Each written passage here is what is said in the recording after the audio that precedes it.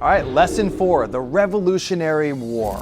If you planned on breaking away from the United States and creating something new right here, what would you need and how would you do it? Thomas Jefferson wrote the Declaration of Independence. It's a declaration, so it's declaring, it's making a formal statement that we are independent. We are something different than England. We are no longer a part of England. England's like, yeah, you are. It's like declaring your independence maybe from your parents or breaking away. You're not in charge of me anymore. And they might disagree about that, but you're making that formal statement.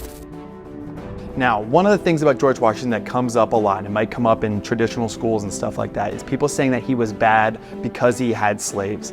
I understand slavery is horrific, but to discount all of the things that a human being does because they participated in ugly things at the time is going to be missing the mark, and it's going to really rob you of an understanding about people. We don't really know who fired the first shot, but they call it the shot heard around the world because, oh my gosh, England is in a civil war. Their colonists are fighting against the biggest power. This is unbelievable. What's going to happen?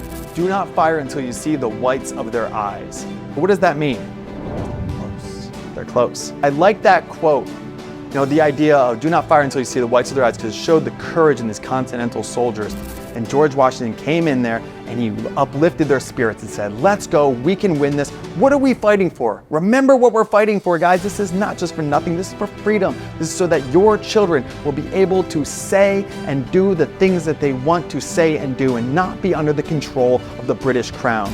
The Battle of Saratoga was the turning point of the war. A lot of wars and battles and sports have that turning point, the midway, the time when the tides shift, the tables turn. And that is the Battle of Saratoga. And then it was over. There was a surrender at Yorktown. The British laid down their arms. They just go, okay, you win. All right, colonists, you win. It was the end of the war.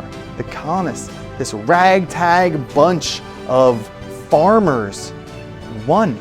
They won against the biggest, most powerful military the world had ever seen at the time. Awesome, America's free, no more England. It's like you have a bad situation at home, you're like, I'm running away from home, yay, I'm running away from home, this is awesome, no more oppressive mom and dad. And then you're on the street.